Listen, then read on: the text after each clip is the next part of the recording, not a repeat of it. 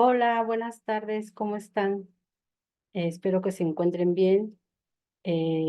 Pues cada semana tenemos que subir un video, como les había comentado en la clase pasada, el sábado, para que tengamos la oportunidad de ahondar más en los temas de esta asignatura, porque recuerden que los sábados será para explicar lo del problema prototípico, etcétera. Ya hice su Classroom a las tres, a los tres grupos que parto esta asignatura. Y pues hoy quiero ahondar un poco sobre lo que ya vimos el sábado pasado. Si recuerdan, el sábado pasado les compartí eh, un, un recurso en línea que tiene que ver con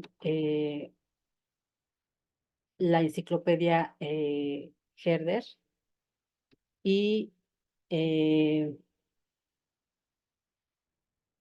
como ustedes saben,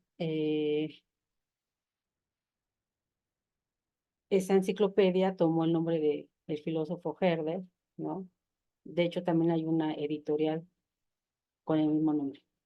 Bueno, en clase recuerdan que vimos la entrada de esta palabra, apareció esto, y leímos este párrafo donde es una especie de introducción a la ontología y en particular lo que nos interesa en este momento es en comprender cómo funciona, digamos, todas las opciones que tiene la enciclopedia, ¿no? Si ustedes escriben la palabra ontología, pues va a aparecer esta página que ya la leímos en clase. Bueno, no toda, ¿no? Les dije que íbamos a ir paso por paso porque es mucha información, son muchos autores, muchos conceptos, muchos problemas que obviamente, como dijimos, son 41 autores que se relacionan con la ontología y pues nuestra UCA no es tan extensa, ¿no? Nuestra UCA máximo tratará 10 autores y eso ya es mucho, ¿no? ¿Por qué? Porque es muy extenso el tema de ontología y de los problemas ontológicos.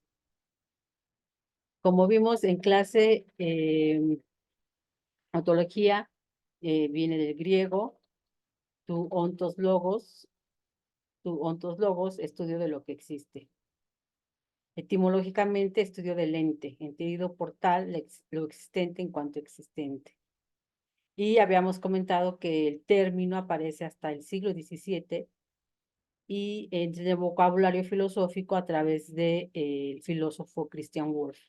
Las obras de Christian Wolff pues, son muy importantes, sobre todo para la filosofía alemana, porque es el primer filósofo en escribir filosofía en su lengua, que es el alemán. Y ese es un hecho importante porque a partir de él, toda la filosofía, toda la producción filosófica alemana, pues se va a escribir en su propia lengua, el alemán, ¿no? Recordemos que en el siglo XVII todavía, pues la filosofía se escribió en latín. Por ejemplo, Descartes todavía tiene muchas de sus obras en latín. Después, la lengua, digamos, de comunicación científica, pues era el francés. Leibniz todavía escribía en francés, bueno, él escribía en francés, en latín y en alemán, ¿no? Pero es a partir de Christian Wolff que la filosofía, sobre todo en particular la filosofía alemana, se va a escribir en alemán. Y eso es muy importante, ¿por qué? Porque hasta el tiempo de Heidegger, de Gadamer, pues hay una reivindicación, ¿no? De la lengua alemana como una lengua propiamente filosófica, porque incluso quieren encontrarle alguna raíz, relación con el griego, sobre todo Heidegger, ¿no? En todas sus obras siempre está remitiendo al griego. Bueno, eh, y habíamos dicho que es en el siglo XVII, a finales del siglo XVIII y a principios del siglo XVIII, que ya este término entra, digamos, en uso en la filosofía. Pero antes, los problemas relacionados a la ontología, pues estaban subsumidos al término de metafísica Aristóteles la define como filosofía primera. También la filosofía escolástica eh, la consideró metafísica general, ¿no? El estudio del ser en general. Y se fue confiando a otras metafísicas más específicas, el estudio de entes particulares, Dios, el alma humana, el mundo, ¿no? Estos términos, por ejemplo, teodicea, que se refiere a Dios, ente particular, a la psicología, el alma humana y cosmología del mundo, pues todavía son usados indistintamente, como señala aquí Wolf, junto con ontología y metafísica. Bueno, me gustaría un poco describir que en esta, bueno, en la enciclopedia Herder, tenemos de este lado, como ustedes pueden ver en su lado derecho, está conceptos, recursos y autores. ¿Ok? Conceptos destacados, todos los conceptos. Conceptos relacionados con ontología. Y vemos aquí que está muy interesante esta lista de conceptos porque aparte de que están en orden alfabético, pues se encuentran muchos conceptos filosóficos relacionados a la ontología y en específico a la ontología metafísica y eh, filosofía primera, ¿no? Por ejemplo, cuando ustedes busquen a Heráclito, ¿no? Eh, Aquí en escuelas y filósofos presocráticos, en la E, si ustedes les dan clic ahí en esa entrada, va a aparecer Heráclito y va a aparecer Parménides, ¿no? Entonces, uno de los conceptos más importantes de los problemas ontológicos de toda esta lista, pues está de ente, de cosa, mundo, monismo, individuo, individualismo, dialéctica trascendental, Dasein, que es el concepto que acuña Heidegger, eidos es muy importante en la parte, en la E, ¿no? Eidos. Esta palabra es muy importante, sobre todo en Platón, porque Platón es el primero en hacer un dualismo filosófico, ¿no? Está lo que aparece y está el eidos. Bueno, está el término de identidad, hermenéutica, filosofía analítica, que también forma parte de nuestro programa. Está el título de Kant, Crítica de la Razón Pura, alma, analogía, a priori, a posteriori.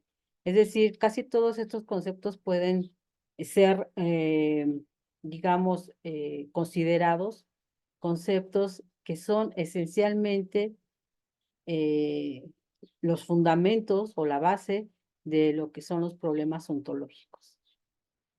Por ejemplo, en la parte de M está monismo, que es lo contrario al dualismo, ¿no? Que no sé por qué aquí no está señalado, ¿no? El monismo, que es casi la penúltima, después sigue mundo, pues es contrario al dualismo. Bueno, pues aquí están todos estos conceptos que iremos, digamos, analizando poco a poco conforme vayamos avanzando en nuestras lecturas, en nuestros autores. Y justamente en la parte de autores destacados y todos los autores, pues, o sea, son 41 autores, había dicho,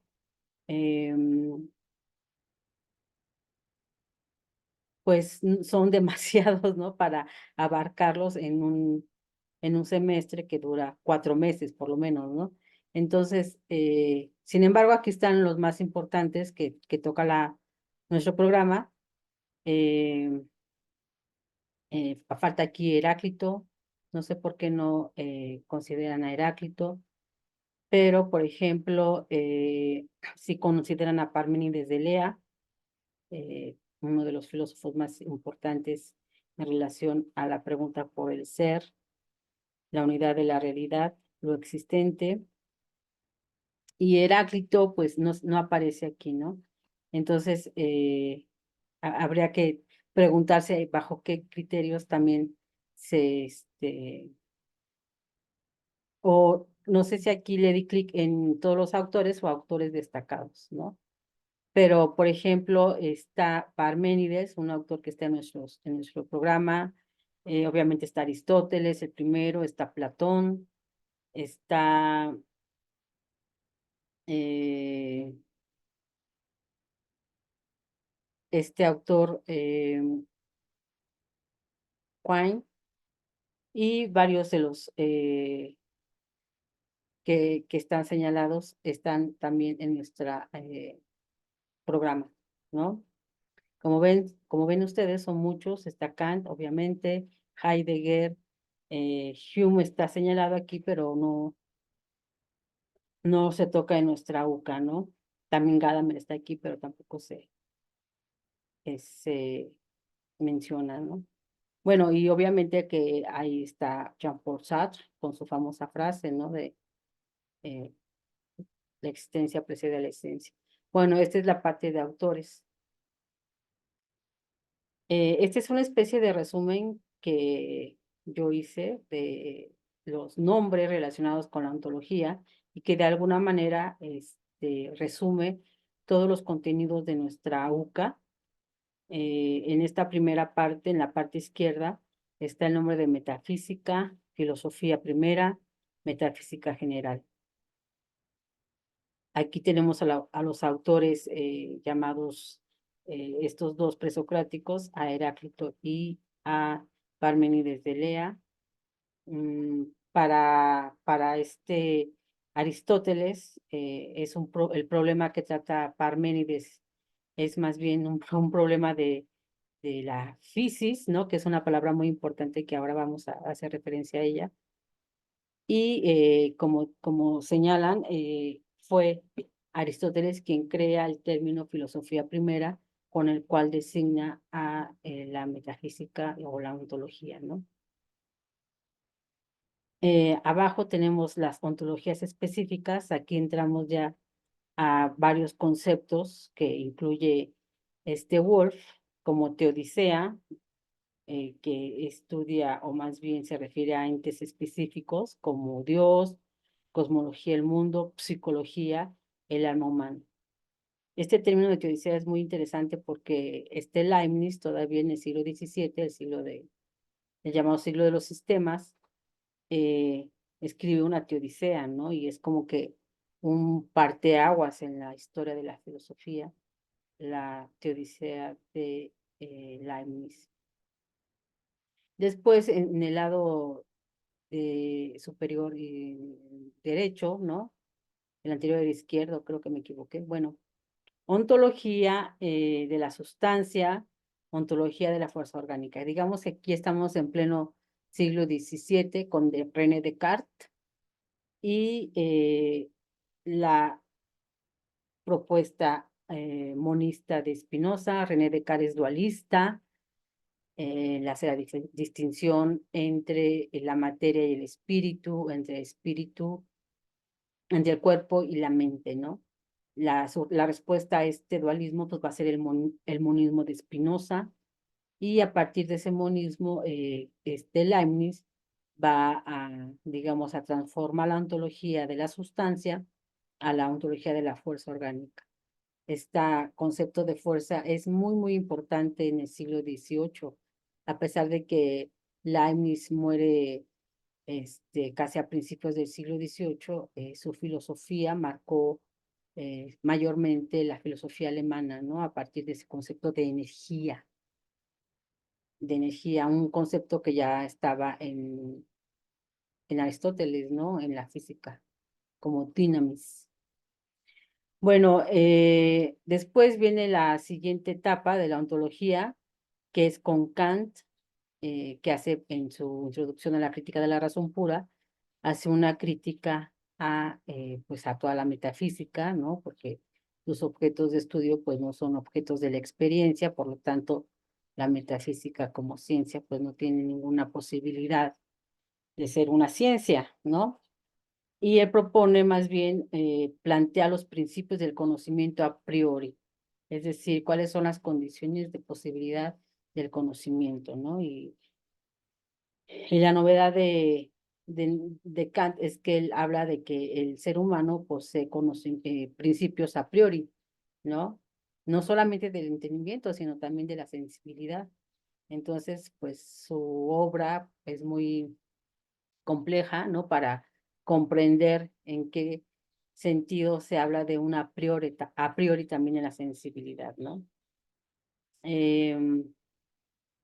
Después vienen las ontologías regionales, término que introduce Husserl, y finalmente la ontología del ser ahí de Heidegger, ¿no? Cabe señalar que Heidegger, pues, tiene una obra dedicada a Kant y el problema de metafísica, porque es a partir del análisis que hace Martin Heidegger de la obra kantiana que él, digamos, de alguna manera recupera el problema propiamente de la ontología, es decir, el problema de la pregunta por el ser y la existencia, y lo que Heidegger se pregunta, bueno, ¿quién es este ser? Es, que pregunta por el ser, ¿no? O sea, la existencia misma que pregunta por el ser y su propia existencia. Y ahí usa el término este de Dasein, ¿no? Para distinguir al ser del Dasein, ¿no? Que sería el existente, el ser humano, ¿no?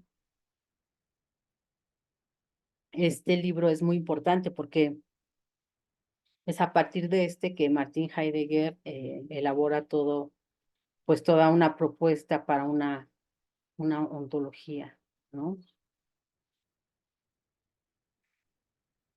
El primer autor que vamos a revisar eh, es Heráclito de Éfeso. Es el primero en plantear el problema del devenir, ¿no? Que es un problema de ontología. El problema del devenir, del cambio, del movimiento. Heráclito de Éfeso nació aproximadamente en el año 535 a.C. y muere aproximadamente 435 a.C.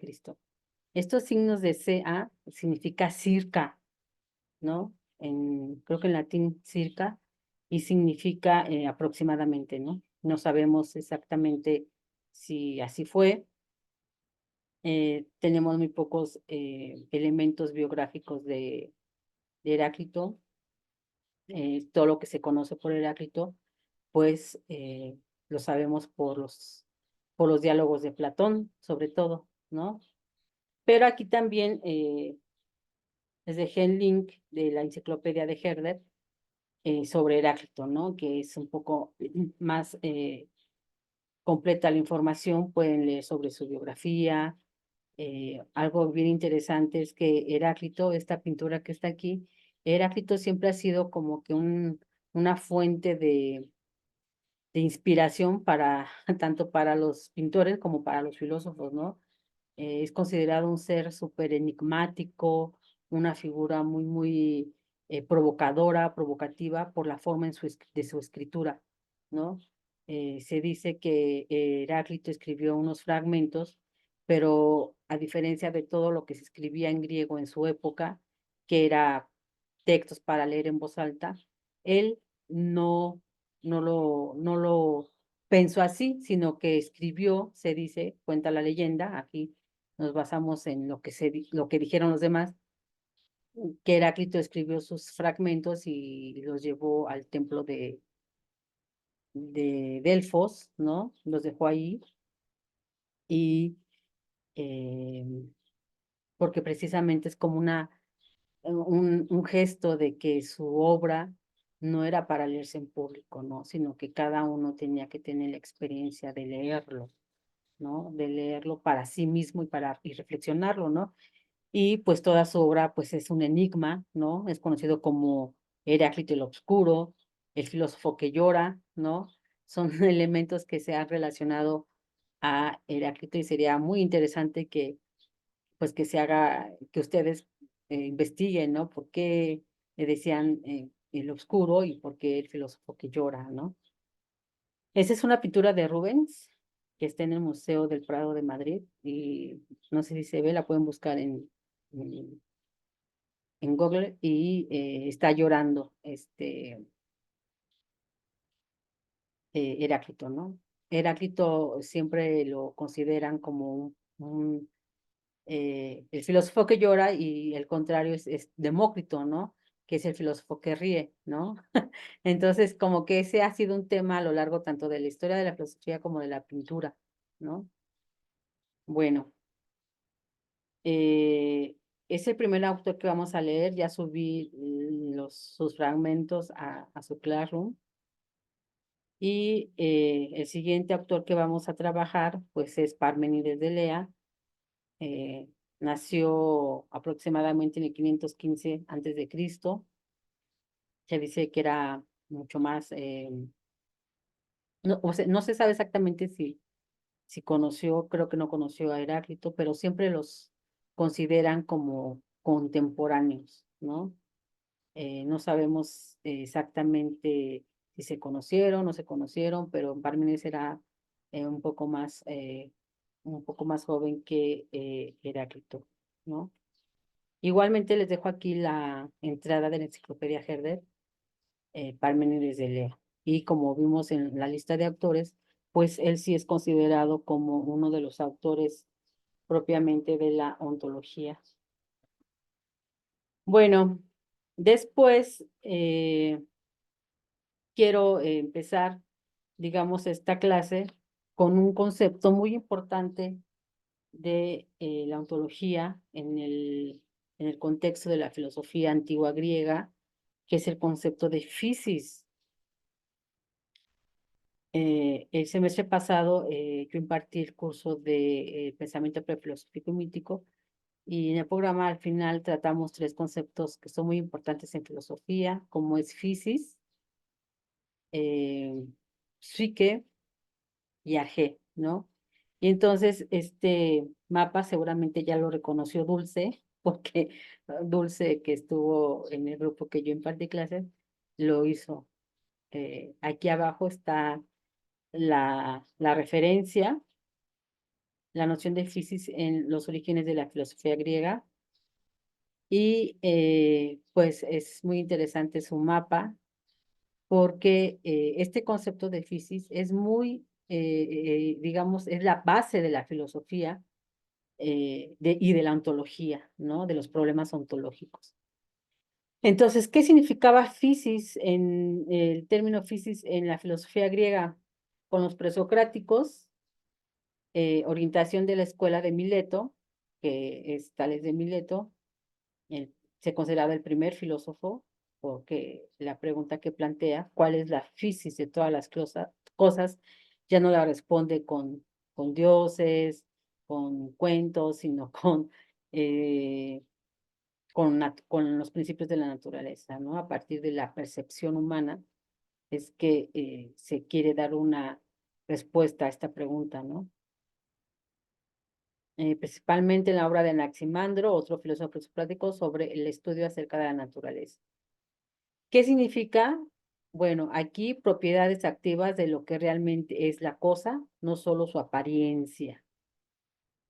Bueno, es considerado A, sustancia, principio activo; B, generación o nacimiento, proceso; C, resultado final, cosmos. Entonces, como ven, ya esta palabra pues es muy compleja, ¿no? Sustancia es una palabra que también se relaciona con la ontología, ¿no? Como les acabo de señalar, la ontología de la sustancia, ¿no? Es decir, que este mundo, esta realidad, pues es una sustancia, ¿no? Eso va a decir, por ejemplo, Leibniz, ¿no? Es una sustancia, está hecho de una sola sustancia, ¿no? También para Spinoza, ¿no? Que es principio, aquí lo definen como principio activo, pero también significaba para los griegos generación o nacimiento, que implicaba precisamente un proceso, ¿no? Y el resultado final era el cosmos, ¿no? Y como sabemos, cosmos en griego, pues significa orden, Entonces, si seguimos la línea, más bien la línea, la flecha que nos propone Dulce, fisis activa como C, resultado final, cosmos que está abajo, está con Eurípides, conocimiento del orden de la naturaleza, porque cosmos significa orden, Genofonte, la noción de naturaleza es inseparable del proceso. Extrañeza ante el uso de la palabra cosmos para referirse al universo. O sea, para los griegos el universo era el cosmos, ¿no? Casi no usan el término universo, sino cosmos, que en pocas palabras era el orden, ¿no? Ellos veían un orden en la naturaleza, seguramente por un orden periódico de los, ¿cómo se llama? Estaciones, las estaciones, ¿no? Primavera, otoño, etcétera. Entonces, como ellos veían una regularidad, pensaban que el cosmos pues, tenía un orden natural. Heráclito, cosmos, después sustituido por universo, se refiere a estructura y orden. Y es en Heráclito que se da este cambio, ¿no? Ya no solamente es el cosmos como orden, sino un universo, ¿no? Que se refiere a la estructura y orden. El cosmos es fuego, principio activo permanente. Universo, pues, significa uno, ¿no? Y esto es muy importante, el principio de uno, ¿no?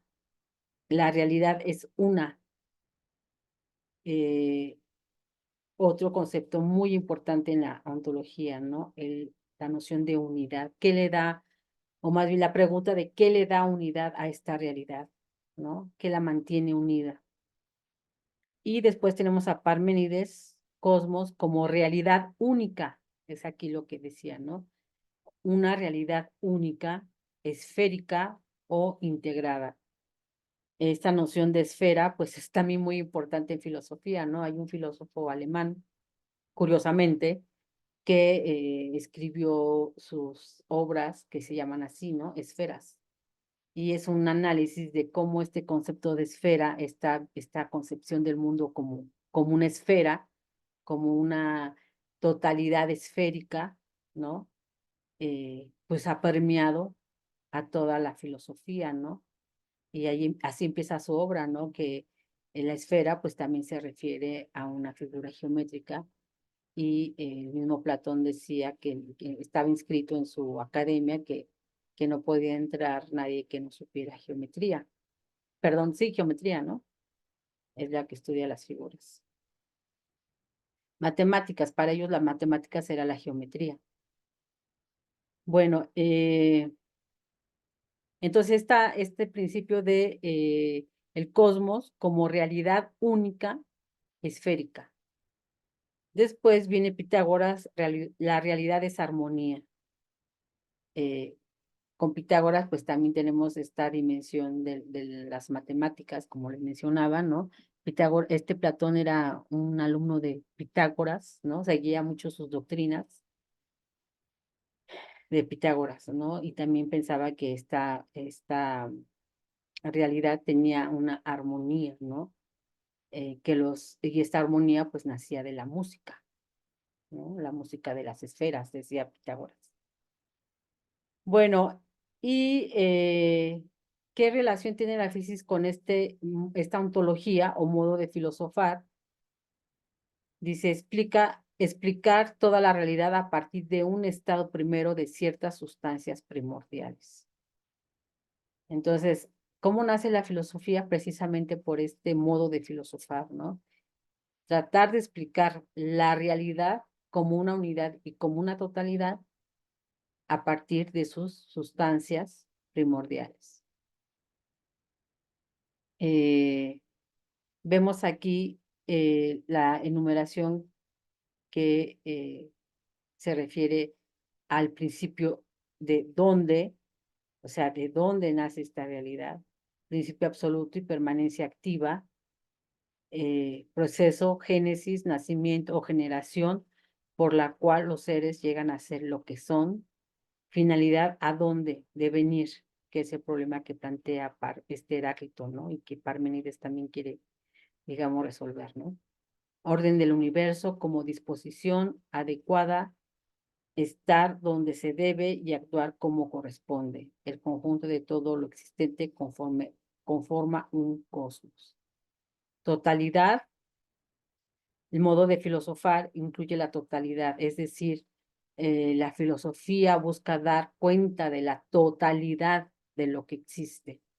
Incluye toda la realidad en su conjunto, dioses, hombres, cielo, tierra, animales, plantas, especie humana y sus logros.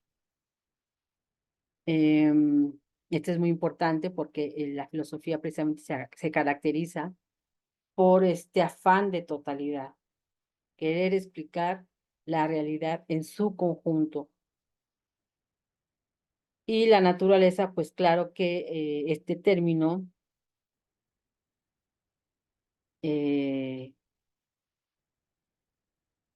no solamente se refiere a la naturaleza que está fuera de nosotros, ¿no? Sino también a la naturaleza, digamos, propia, ¿no?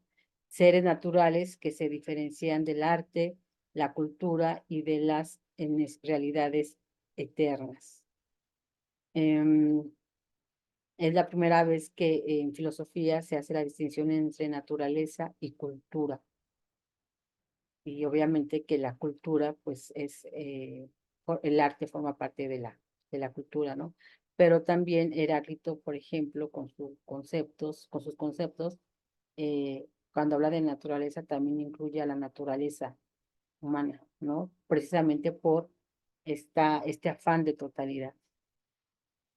Bueno, aquí tenemos este concepto de physis y para relacionarlo más exactamente con nuestros problemas, también comparto este cuadro comparativo del concepto de naturaleza physis a partir de un libro de Panikkar, un filósofo muy importante español, que tiene un libro muy interesante sobre concepto de naturaleza, ¿no? Physis. Y entonces aquí tenemos del lado izquierdo el problema, concepto de la physis, y citas textuales del libro de Panikkar. Les voy a dejar esta presentación también en su Classroom para que lo analicen ustedes. Y también ya subí a su Classroom este libro, ¿no? El problema del cambio del mundo es el 1, 2, 3, en el cuarto párrafo, cuarto problema, el problema del cambio del mundo, ¿no? Que es el primer problema de ontología. Y dice, concepto de, ¿para qué, en qué sentido, cómo se relaciona el concepto de physis a este problema ontológico, que es el problema del cambio del mundo? Nos dice esta alumna que lo escribió, Stephanie, explicar el origen y la razón del movimiento y la transformación de las cosas, así como su relación con el ser y el no ser. Es decir, ¿por qué el cambio, la transformación, el movimiento nos aleja de comprender el ser de la cosa, ¿no? Y más bien como que se acerca al no ser? Y hace una cita textual de Panikkar que cita y hace referencia a Aristóteles. Allá, les voy a leer esto porque es muy interesante, allá en el libro A de su metafísica, nos habla Aristóteles del admirarse como principio ontológico e histórico del filosofar. Este libro de metafísica es uno de los libros más importantes de Aristóteles, ¿no? De ahí tiene su nombre estos problemas, ¿no? Pero metafísica, en realidad, se dice que es el nombre que le pusieron los alumnos de Aristóteles a los escritos de Aristóteles, que no hablaba de la física, ¿no? O sea, metafísica es más allá de la física, ¿no? Se trata de preguntas, de conceptos que no son físicos, ¿no? Por ejemplo, alma, eh, universo, mundo, en su totalidad, ¿no? Y dice, nos habla eso desde el admirarse como principio ontológico histórico del filosofar, ¿no? Es muy bonito este párrafo de la metafísica cuando tengamos oportunidad de leerlo, porque eso es lo que dice Aristóteles, ¿no? Que la filosofía nació cuando el hombre se admiró de lo que veía, ¿no? Entonces, ¿por qué? Porque es parte de, porque es un principio ontológico, porque es parte de su ser, es parte del ser humano admirarse de todo lo que ve, de lo que le rodea, ¿no? Como los niños chiquitos, ¿no? Que preguntan todo, ¿no? ¿Por qué esto? ¿Por qué es así? Bueno, así Aristóteles considera que nació la filosofía, ¿no? De esta actitud ontológica, o más bien este fundamento ontológico del ser humano, al admirarse de lo que ve, de lo que el cosmos que ve de la naturaleza y querer saber, eh, pues, por qué es así esta naturaleza, cómo está construida esta naturaleza, cuál es, digamos, la sustancia, como dice él, de esta naturaleza, ¿no? E histórico del filósofo, porque precisamente es a partir de este momento histórico en que el hombre que se admira de la naturaleza, sobre todo de lo que ve, pues trata de dar respuesta a sus preguntas. Pues bien, el espíritu claro y profundo de los griegos se admiró ante todo del cambio en el mundo, del suceder de las cosas, y en especial de toda generación, es decir, del mar radical entre todos los cambios del mundo sublunar, en el que no se da estrictamente ni la creación ni la destrucción.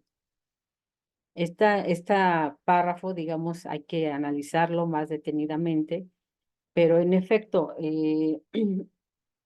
lo que llevó a los griegos a esta preocupación, digamos, ontológica es el cambio en el mundo. ¿Por qué cambia el mundo? ¿Por qué suceden las cosas? Como les dije, pues ellos solamente tenían sus 5 sentidos, ¿no? Para dar una primera explicación de este cambio del mundo. Lo que veían, lo que escuchaban, eh, y lo que veían pues era cambio, movimiento, ¿no? Y en especial de toda generación, es decir, cómo se crea, cómo se genera, ¿no? Cómo nace algo eh, y por qué de esa misma generación que crea también ya está implícito el cambio, ¿no? Del mundo sublunar y en el que se da estrictamente, no se da estrictamente ni la creación ni la destrucción. Es decir, hay este mundo para los griegos, claro que era creado, ¿no? Pero esa creación no se podría, digamos, explicar simplemente con la experiencia, ¿no? Entonces se empieza aquí de alguna manera eh, una especie de filosofía de especulativa, ¿no? Diría Gadamer, con Parménides. Sí, lo que vemos es cambio, transformación, pero ese cambio debe de estar sustentado por algo, algo que no cambie, algo que no se transforme, porque entonces, pues todo llegaría a ser destrucción. Y entonces, pues, si todo se va a la destrucción, pues entonces no llegaríamos ni a conocer, incluso nosotros mismos no llegaríamos a ser, a estar en este mundo. Bueno, estos temas, pues, como se ve, son muy eh, complejos, profundos, que necesitaríamos leer, analizar y explicarlos más, digamos, de una manera más clara. Solamente ahorita estoy dando una introducción, ¿no? Después viene el principio de todas las cosas, ¿no? Buscar el elemento o la sustancia primordial e infinita que fundamenta la existencia de todo lo sensible y que permanece inmutable a través de sus transformaciones, es lo que acabo de mencionar, ¿no? Y aquí obviamente está el concepto otra vez de physis, ¿no? Para ellos, la physis, ya dijimos los tres significados que tiene, es principio, arjé, es naturaleza y es sustancia, ¿no? Buscar el elemento o la sustancia primordial e infinita que fundamenta la existencia de todo lo sensible y que permanece inmutable a través de sus transformaciones. Con todo, a pesar, bueno, cito arriba, dice, la filosofía griega se encuentra delante del cambio en el mundo que se le ofrece a sus ojos materiales y que se le convierte en problema al considerarlo con el ojo más interior de su mente. Es aquí donde nace lo que les mencionaba, ¿no? Esta preocupación por comprender el cambio, la transformación, ya no solamente de lo que vemos, sino en algo más interno, aquí lo dice, el ojo más interno de su mente, y empieza ya la especulación. Ajá. Y empieza el pensamiento, digamos, ¿no? Por eso Parménides va a hacer esta relación entre ser y pensamiento. No puede haber ser si no hay pensamiento, porque es el pensamiento el que está, digamos, tratando de atrapar a ese ser que todo el tiempo está moviendo, cambiándose, etcétera, ¿no? Eh, y este problema de buscar el elemento, la sustancia primordial, ¿no? Eh, y en la siguiente parte dice, con todo, a pesar de estar ya aquí contenido, el salto a lo extrasensible no se da al parecer hasta Anaximandro, quien reconoce que una de las características esenciales del principio de todas las cosas es una cierta infinitud para que así pueda convertirse en todas ellas. Y como el tal principio no se encuentra en el mundo, de la experiencia postula su existencia real como fundamentación de todo lo sensible. Efectivamente, Anaximandro, un pensador presocrático, ya la respuesta que da no es por elementos naturales, acuérdense, tales, hablaba del agua, eh, Empédocles hablaba de los elementos, ¿no? Tierra, agua, fuego, aire. Y Anaximandro es el primero en no dar un elemento natural, sino ya un concepto, digamos, ¿no? Y esta tendencia hacia la abstracción, hacia el concepto, se va a dar tanto en Heráclito como en Parménides, sobre todo en Parménides de Lea.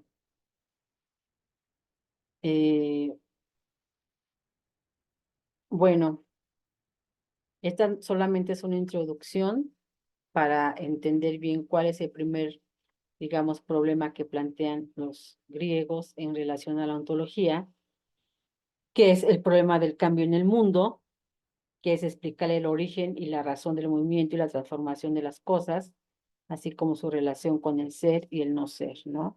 Entonces, este es muy importante. Con ese problema vamos a empezar. Y obviamente con el problema del principio de las cosas que lo antecede, ¿sí?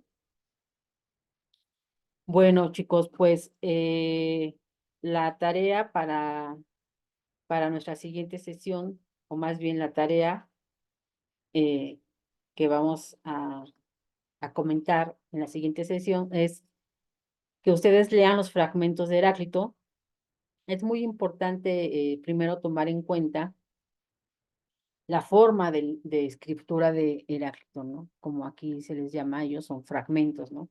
Pero son fragmentos que son considerados muy paradójicos, ¿no? Está lleno de analogías,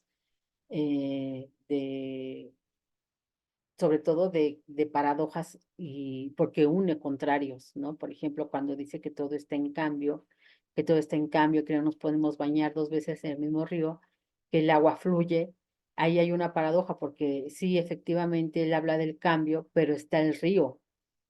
Esa agua que fluye, pues está en el río, ¿no? Que de alguna manera no cambia el río, ¿no? Si quieren ahondar más sobre el estilo de Heráclito o tener una explicación un poco más detallada, También subí a su Classroom el libro de Gadamer, el de El inicio de la sabiduría occidental. Se llama El inicio de la sabiduría, nada más. Y en la primera parte habla de Heráclito, ¿no? Ese libro es muy interesante porque tiene una gran parte del libro está dedicado a Heráclito. ¿Por qué? Porque Heráclito va a ser retomado sobre todo en el siglo XIX y XX. Nietzsche es un gran Heraclitio, ¿no? Todo el tiempo lo está citando, y también Heidegger, ¿no? De hecho, Heidegger también tiene un libro dedicado a Heráclito, ¿no? Que ustedes pueden buscar en la red. Yo no sé exactamente cómo se llama el libro, que se llama El hilo de Ariadna. Y si están interesados, pues no duden en preguntarme, les puedo también enviar los links. Es difícil conseguir todos los libros de Heidegger en PDF, ¿no? Pero es muy interesante la lectura que hace este Heidegger de Heráclito, porque gracias a esta lectura, a su conocimiento del griego, que es, como yo les había dicho, que tiene que quiere de alguna manera relacionar la lengua alemana con el griego. Heidegger quiere retomar también pues esta pregunta, ¿no? Del ser. ¿Y qué vamos a hacer después cuando estemos leyendo los fragmentos? Pues vamos a asociar los conceptos enlistados con los fragmentos. Es decir, vamos a tratar de leer los fragmentos y al mismo tiempo asociarlos con la lista de conceptos que nos sugiere la enciclopedia Herder, ¿no? En relación, ya que ya vimos hace rato, en relación a los problemas de ontología. Por ejemplo, yo les puedo decir que uno de los conceptos fundamentales de Heráclito es logos, el concepto de logos. Él es el primero en introducir el concepto de logos, ya no solamente como un concepto, digamos, tomado literalmente como palabra, sino que ya le da un significado más filosófico, el concepto de logos. Después van a elaborar un mapa cognitivo. Hay muchos modelos de mapa cognitivo, también si quieren les subo ejemplos, sobre los fragmentos de Heráclito, o sea, lo que quiero que ustedes traten de hacer es cada fragmento un poco reflexionar y relacionarlo con un concepto. Y a partir de estos conceptos que ustedes consideren trata Heráclito, hacer ese mapa cognitivo. Pueden apoyar su lectura con los libros de consulta. Ajá. Dejé ahí varios libros de consulta.